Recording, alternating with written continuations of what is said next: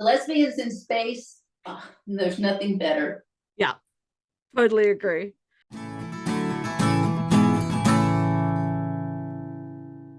Hey everyone, Neen here from the Hyperactive Bookworm. I am very, very lucky to be with Alicia Gael, who has just released her debut novel, Murder on Castaway Island. Hi, Alicia.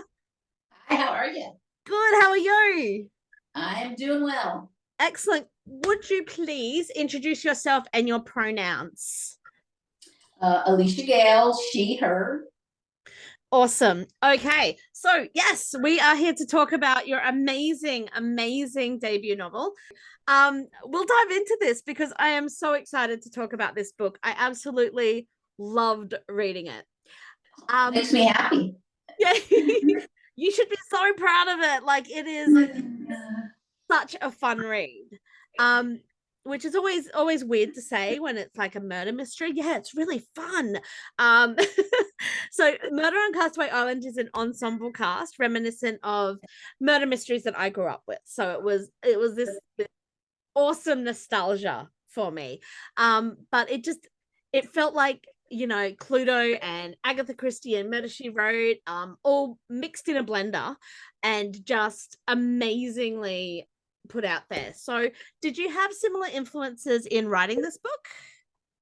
Well, my grandmother was a big Agatha Christie fan, and she would pass them on to my dad and I. So I kind of, my teen years, I read a lot of Agatha Christie, and then there was none. It was always my favorite. So it's just always been in the back of my head, that just always stuck with me. And then when I did start writing, I started kind of just thinking that would be really fun to turn it into a Sapphic murder mystery, and bring it up into contemporary times, set it in America instead of England, and see where it goes. And so that's what I did. It works so well, and the way you transitioned it to modern day and somehow managed to still get that kind of old feel without, the reliances we have now, like without the phones and without that instant information, was absolutely amazing. It worked so well and seamlessly. Yeah, I'll just end up talking and raving about it because it was so great. But if you had to sum up Murder on Castaway Island in 3 words, what would be the 3 main words that you would use to let people know what this book is or what they're gonna get? Murder, a little bit of romance, and cliffhangers. Yeah. Oh, I love that. That's fantastic. When I first heard about it, I was so excited because I love the Sapphic community. I love how many books are out there now, but there still seems to be a lack of other genres than romance in Sapphic. And it was so awesome to see murder mystery because I love murder mysteries. I love crime books. And the best thing is being able to see yourself in one of these instead of having to decide whether you're going to read a Sapphic book or a genre. And it's really funny because when I signed with Bella Books, Linda said, romance is what sells. Yeah. I know. And she said, so you're not going to be, you're not going to sell like, one of the other authors. I said, I know. But this is the direction I want to go. I just don't see myself as a romance writer. Yep, I totally get that. And I love that because it is hard to kind of decide, on those routes and kind of go, well, no, this is really what I want to write. And it totally works for you. I absolutely adore it. Did you know when you started who the bad guy would be? No, I did not. Really? Yeah, no, because before I started writing, I reread the Agatha Christie book. and I just kept thinking, no, that's not going to work for me. You know, that's not going to work for me. So no, I didn't. And Wow.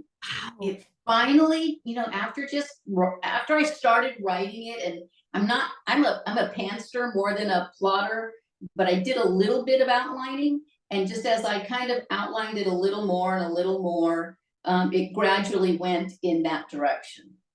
Wow. That's Yeah. When I started, I did not have a specific person in mind. that is mind blowing, because I was thinking, like, for a book like this, you'd have to plot it. Like, there's so many like intricacies and so many overlaps. But did you at least like? So you're a plantser? Yeah. Yeah. So Yeah. did you have the characters all worked out beforehand, like their histories, or what was the main premise you sort of went in with when you were writing? Well, the first thing I had to do really was kind of figure out who, gender-wise, who was going to be who. I knew I wanted representation, you know, as you know, across the board as much as I could, without really getting too far away from the original book. Yeah. So and what I really hung up on naming characters. I really like to go with unisex names. Yes. So that's why, you know, Phyllis is Phil, and Virginia is Virgie. And so first I had to name everybody and then give them like an occupation. And then I started thinking about, okay, well, with, you know, with this name and this occupation, what would they be like, you know, what would their backstory be? So, you know, I thought about that as I was writing, but I really didn't write it down and plot it out. I just kind Wow. of kept it all in my head, sort of. That's absolutely impressive. Anyone playing at home, yes, like I was saying, it's an ensemble cast, and we meet lots of people right at the beginning, and you just, in such short words, you manage to sum them up and give them these personalities that help for the rest of the book, that really help the reader know whose head we're in at each point in time. And that just blows me away that you didn't know, because there were so many red herrings, and then you didn't know if they were red herrings, or was it, you know, hiding in plain sight, or it was intense and it had that absolute brilliance vibe and just that build up of tension, which was super fun. It was so much fun to actually go into. Yeah, I'm still I'm still in shock that it wasn't all thought out beforehand, because Yeah. that's Yeah, I mean, to the extent that I knew what what their occupations were, where they were from, but then it all just kind of pieced together as I was writing it. yeah. There are some really intense scenes. There's a very bloody scene which I absolutely loved. I was like, that's fantastic. And it was very visceral when they go back and find the, I don't want to spoil it, because I totally think so many people need to read this book. And if I give too much away, you're going to know. And the best part for me was not knowing, going in and truly not knowing, because there are a lot of, you know, mystery books out there, and you kind of guess the end before, you know, you're halfway through. And that can be what people like, and that can be great. But I adored that I really had no idea until you knew. You didn't know. You don't know. Like, it's yeah. Well, when you have 10 characters, there's so many to choose from. Yes. And some of them you really like, and some of them you really dislike. Yes. And so you want to point your finger and say it's that one Yes. because you dislike that one.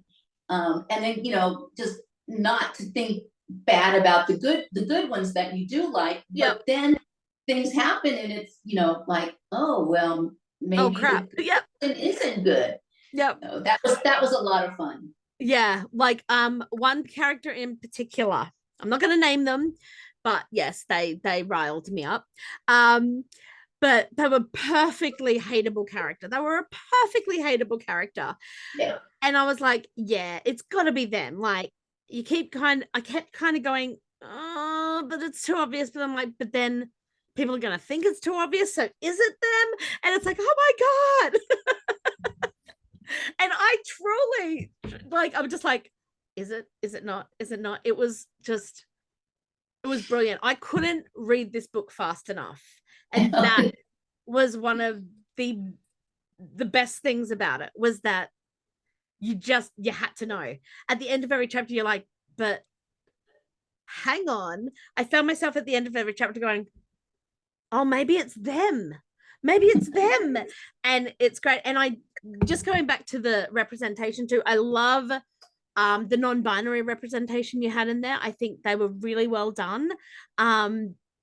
Did you have anyone like in your life, or any like sensitivity readers or anything, just to touch base on that? Because I found it to be a very realistic representation. I'm really happy to hear that. My I think they go by Nib. My brother's child is non-binary, so Excellent. they were able to, give me feedback. And I've known them forever, so I kind of know, what's appropriate and what's not appropriate. And then I also took a workshop from Tegan Shepherd. What is their last name? Yeah, which was really good on being sensitive and writing characters that you're not really familiar with. Yeah, so that was a big help. Excellent. No, I love hearing that. I'm interested in things like that, because it's so hard, and being a minority, I feel that we're more aware of not just chucking in a minor character who's the token.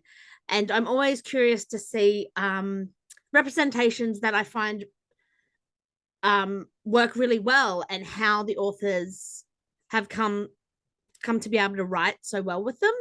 And I love that. I love hearing that you did look into it, and it's not just, oh, I didn't think about it, because be like, oh, that doesn't sound right. Yeah, no. Lux, who's I think they go by Nib, was really great about giving me feedback. And they never really said like no, but it was like, yeah, you got this right, or you got that right. So, and it's like, when I wrote this book, I really wanted I wanted to put a trans character in it, but I didn't feel confident enough to write that. And so I didn't want to write it and screw it up. Understood. Absolutely understood. Yeah. So I just thought it was better not to write that. It would be like, if I tried to write a character that was African American, I couldn't do it justice. So, and until I feel confident enough that I could do it justice and do it correctly, I don't want to hurt anybody or insult anybody. I absolutely respect that. And I think as authors, we do have a responsibility to feel confident in the knowledge that we aren't falling into the traps of stereotypes. Mm-hmm. So I adore that. I love that. I love that you didn't write a character that you didn't feel you could do justice to. Yeah. So that's fantastic. But no, the non-binary rep I really loved. I'm glad to hear that. And then so there's also two characters that were bisexual. Yes. I mean, it's not explored deeply, but you know, there is that. And I know enough bisexual people that, you know, I was able to get feedback on, you know, that I did an okay job with those. And then there's also straight women too. Yes. So I really wanted it to be a very diverse cast. They were, and it worked so well with the tensions as well. Like when you were thinking about the characters and stuff, did you sort of see those characters clashing? Did you know that you would be sort of like there would be a scene where they would clash because of their very different personalities? I think I knew from the very beginning that, and I don't think I'm giving anything away, Virgie and Catherine were not going to be friends. You know, that's just obvious from the, you know, kind of from the get-go. And so I went with that, and I really tried to play into that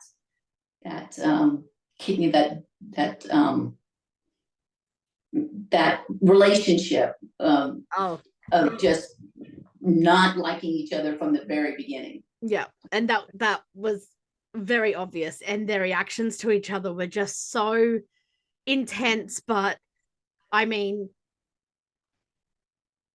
I've been there, I've seen it with other people too, like and they can be the cool-headed people in any other situation, but when that comes up and clashes against them, it just and it was just like, yep, ooh, this is realistic. And then I know, because my background is in law enforcement, I know enough judges that I felt like I could write the judge character just almost based on judges I know, you know, taking little pieces from them. Yeah. So, she was brilliant. She was like, she's one of those ones that you kind of love to hate, but then you kind of don't want to admit it, but you kind of like bits of her too. She was this dynamically well-rounded but like just intense character that I was surprised how much I liked her by the end. Yeah, I don't know if you noticed or not, but she never like says what her sexuality is. No, she doesn't. She keeps very close to the bone about a lot of things, which makes her just that even more interesting. Yeah, totally trying to keep herself separate from everybody else. Like she's above everyone else, but then she just had this like this charisma around her as well, and it was just very dynamic, very, very dynamic. Did you have a favorite character? The judge.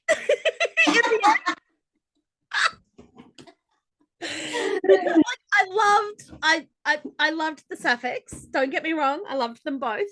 But well, the main, they sort of became the main two for my head. But anyway, but I just kept getting drawn to the judge. Like every time she was in a scene, I was like, yeah, what the hell's going on there? What? Something's going on there. What is happening there? So she really intrigued me. I was like, oh, sometimes you just wanted to go, oh, snap out of it, woman. You're like, you're arrogant. But then there's just these layers upon layers, and you could see them. And yeah, to me, she was top notch. Oh, good. I'm glad you liked her. Yeah. She wasn't my favorite. Oh, no. I could, like, at the start, I'm like, she is horrible. Like, I hate this character. And even at the end, I'm still like, she's still horrible. But I found her the most fascinating. Like, so yeah, very, very dynamic with the twists of it. You mentioned how you were in law enforcement. You've done a lot of things, and which is absolutely amazing. But what pulled you to writing? Have you always wanted to write, or was it something that just came up? Always? Always. When I was in 6th grade, which here that's about 10 years old, I think. Yep. I started writing, and I guess it was like early fan fiction. I wrote stories for my friends of them with their favorite celebrity crush. So, it was like David Cassidy, Donny Osmond, I don't remember, and them, and putting them in little stories together. And it was a typewriter and those stupid purple sheets that you put between them, to copy. Yeah. Oh my gosh.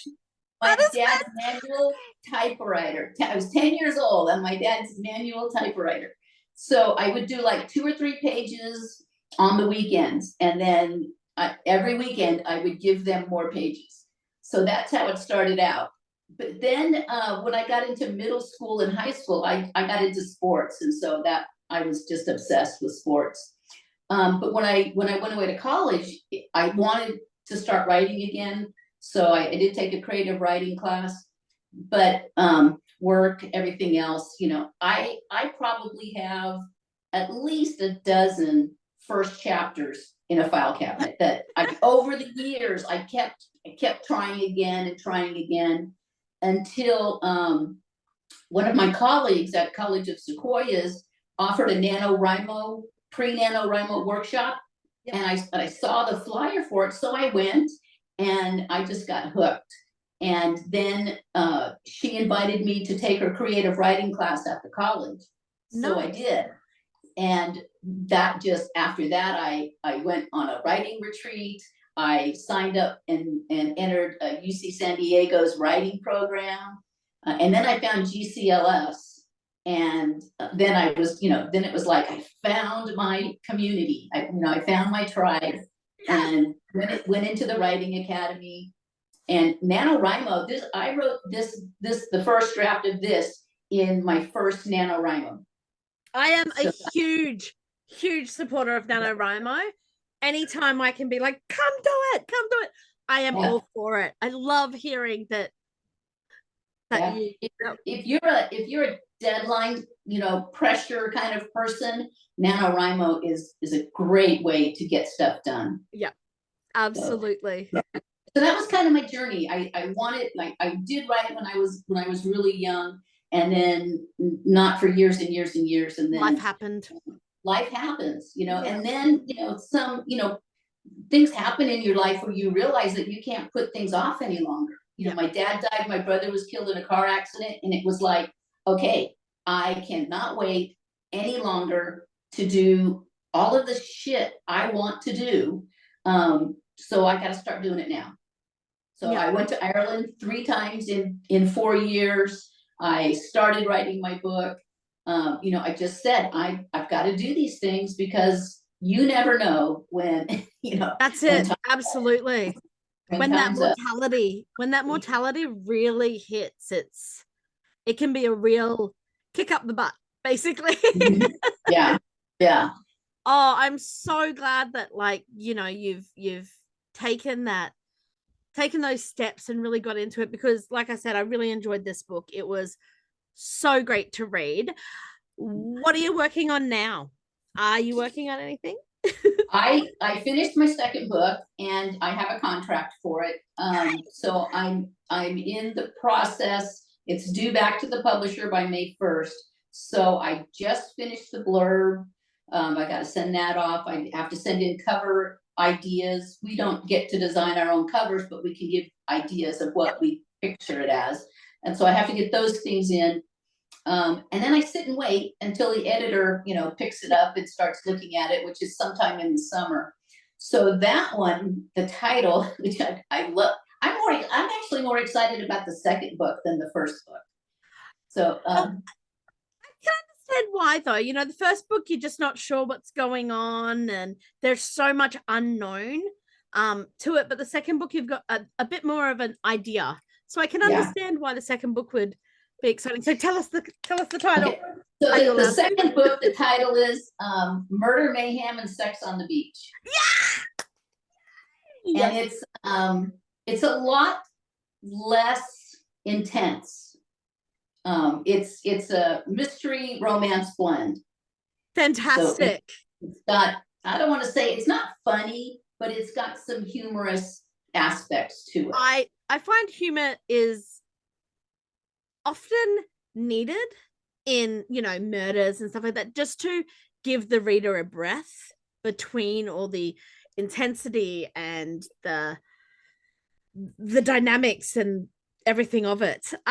Yeah, this second one was done in NaNoWriMo, and the third one that I'm about quarter of the way through started in NaNoWriMo, but I didn't finish NaNoWriMo this year, but they all start there. That is fantastic. For anyone at home who doesn't know what it is, NaNoWriMo is National Novel Writing Month. NaNoWriMo.org, I believe it is. And it basically is this amazing community that encourages you to get into the habit of writing every single day. And the goal is from the 1st of November to the 30th of November, you write 50,000 words. So it's 1,667 words a day. I may have done it for a couple of years. The numbers just roll off. But yes, it is a brilliant way to just get that habit forming. And yeah, I'm a big fan of deadlines. Yeah. I try to set them for myself and they just fly by. But if I have someone else or some random other thing, whether it's, you know, a website, anything that I'm responsible to or is holding me accountable, that's how I get it done.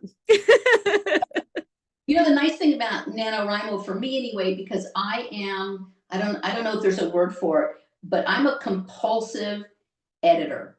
I write 1,000 words and I just can't stop myself from going back and making corrections. As hard as I try, I just can't stop myself. But in NaNoWriMo, you really can't. You don't have time to do that. So that's the other thing I like about it, is it forces you to concentrate on writing. I have a reading question. With writing at the moment, are you still able to read very much?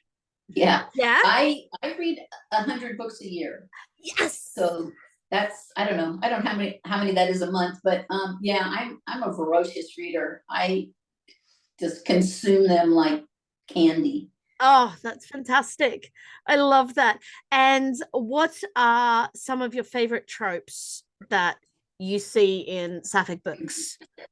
Well, I really like science fiction. So I don't know if you remember last year, I think, yeah, it was last year, Catherine Young won her debut novel with science fiction. Yes. Yeah, and that was such a great book. And I hope she comes out with something else, but I haven't heard anything from her since then. No. So I really like lesbians in space. Excellent. Yeah. And I also like historical fiction. So, you know, if it's got a lesbian in it, I'm, you know, and it's historical, I'm there. I also, anything set in Ireland, I am like, I'm down for it. That is just my favorite place on earth. So if doesn't really matter what the genre is, if it's in Ireland, I'll read it. What's a trope or a genre or an occupation, something in the Sapphic community, basically, that you'd like to see more in Sapphic books? Something that you haven't seen enough, or maybe not at all?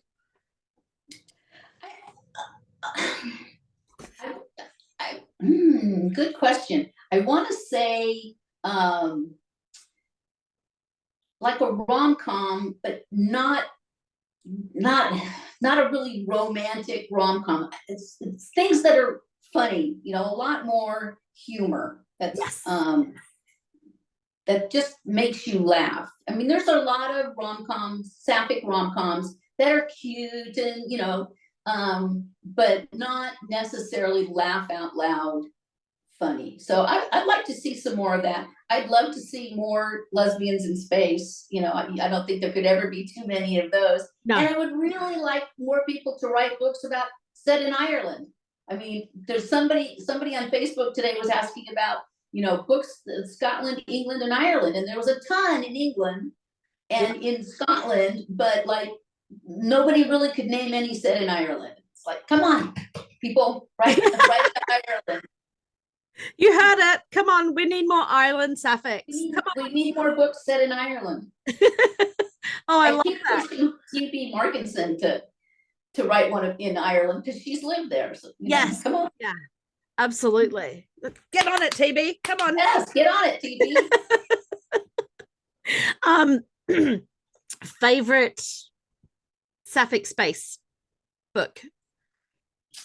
Oh, I am really terrible about remembering titles. I really did like Catherine's, because it was so deep. How do you really do research on science fiction that's set 1,000 years in the future? But it was like she had done so much research. She just nailed it. All of the aspects were like you really believe that those things were real. So I would say off the top of my head hers, but I'm really looking forward to reading is Virginia Black, her new one, which I can't think of the title because I'm terrible at that, but her new one is sci-fi. So I'm really looking forward to reading that one. And have you read Fletcher Delancey? Mm-mm. Okay, the Caphanon. So she's written the LC series. No, I haven't read it. Oh, fan-bloody-tastic. Who's the author? Fletcher Delancey. Okay, I'll go look for it. Yeah, like ultimate. They are long reads. They are amazing. I believe they started as fanfic for Star Trek Voyager. Oh, I'm all in. Yeah. And yeah, it's fantastic. But it's so fantastic, the representation and the diversity we are seeing in all the genres now. Yes. Which is just fantastic. I am loving that that support that we all give each other as well to, you can absolutely do this, and we want to see it. We want to see all these different things. It's one of the things I love about being a Sapphic writer is this community. It is so supportive and welcoming. And I know there's a small contingent of people that, are not on board with everything, which really irks me because I really think that our queer tent is big enough for everybody. And what purpose does it serve to exclude somebody? But that's what I really love about being part of this community is everybody's just so willing to help you and make you better, and help you become get your book sold. And it's just been so, like you say, it's just been so delicious. It's just yes. I love that word. I love it. I know. Yeah, I actually sent a link to your YouTube channel to a friend of mine. Because she loves to say delicious. So you gotta listen to her. Oh, books are delicious, like the ones that just you can bite into and they grip you, and it's amazing. And yes, our community is absolutely delicious because the majority is, like you said, all welcoming. We embrace the whole dynamics of our rainbow community. And I love that so many of us that do embrace it won't stand aside for those that aren't, as open-minded. And yes, our tent is big enough. Yeah. And it's just an example of at the last conference, Catherine V. Forrest, who is, iconic, one of the people in our writing academy, was talking to her in the hallway, kind of trying to pick her brain a little bit, and Catherine said, "Here's my email. Email me, and I will talk to you about everything you want to talk about." And she did. I mean, somebody like that who's willing to go out of their way to help a newbie, that doesn't happen everywhere. No, it doesn't. and it's an amazing tick for our community. It's beautiful and amazing, and yes, and I'm so looking forward to your next books. I'm so excited. Idea of when this second book will be getting released? It should be January. I think I'm on the schedule with the publisher for like January is going to be my time probably for everything. Up, Alicia, could you give us an idea of where readers can find you? Well, I'm on Facebook at Alicia Gael Writes. I'm on Instagram at Alicia Gael _writes. I think that's what I am on Threads also. My email address is aliciagailwrites.com. All right, I'm sorry, at gmail.com.